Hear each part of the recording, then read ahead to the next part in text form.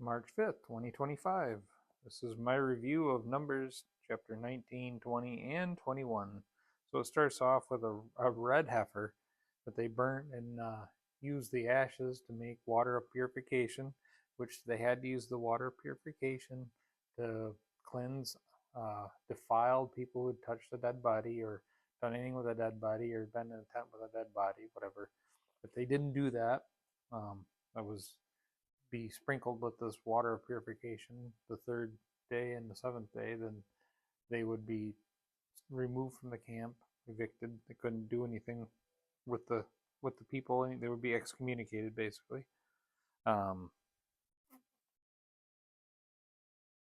that's a big deal.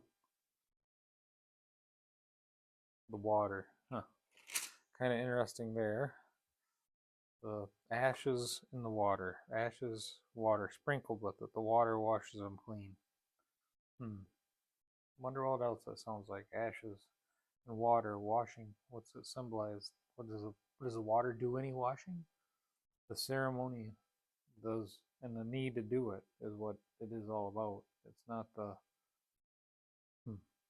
Is that where sprinkle baptism comes from? Is this sprinkling of water here?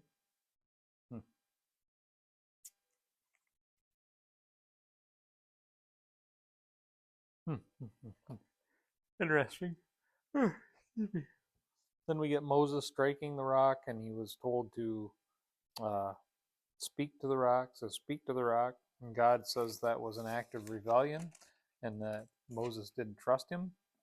I'm going to believe God on that. I look at my earthly stinky brain, says, well, that seems a little bit harsh. I mean, these people were rebelling against him and he was frustrated, and then he also holds Aaron accountable for that, which Aaron did much worse things, it seems like, but that's me. I'm not God. God said they rebelled. Both Aaron and Moses rebelled in that instance. They both did. They rebelled against God because they did not trust him. That's what God said. I've got to believe that. Doesn't matter what I think could have been. It matters what the word says it happened. Then we get the people, the Israelites, wanting to pass through a land, and the king basically coming out in force saying, nope, you're not going to do it. Here's my army. But yet, a little bit later, you got another king that says, just comes out and tries to attack them, and they vow and kill them all. And then they've got another couple groups of people where they have a similar thing, but those people actually did fight, come out to fight them, and the Lord gave them victory over those people and killed them all. And actually, he said, I think he was saying that he had to do like he did, just annihilate them, remove them, drive them out. You can't be there with them. They will defile you. This whole defilement, in which they did, which we find out later that just their presence, as bad as they are, as bad as we are, if we don't get rid of our sin, we don't get rid of the things that draw us away from God, and the people in here did. That's a shadow of what's to come and kind of points in that direction. But we have to get rid of sin. We have to get rid of the things that cause us to sin, just like the Israelites had to get rid of the Moabites and the Canaanites and all those peoples of the land.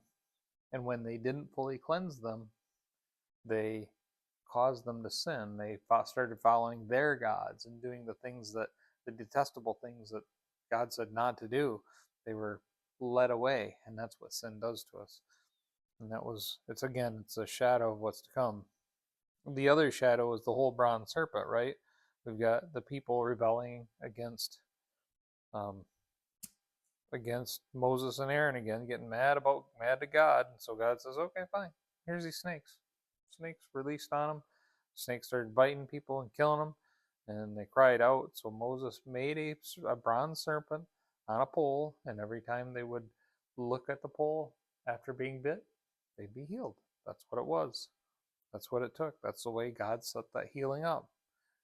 And then look forward look forward a few pages, quite a few actually. Get up to John chapter 3:14. Jesus references this and says, "Just as the serpent is lifted up on the pole, so shall the Son of Man be lifted up." So this is a reference back to that.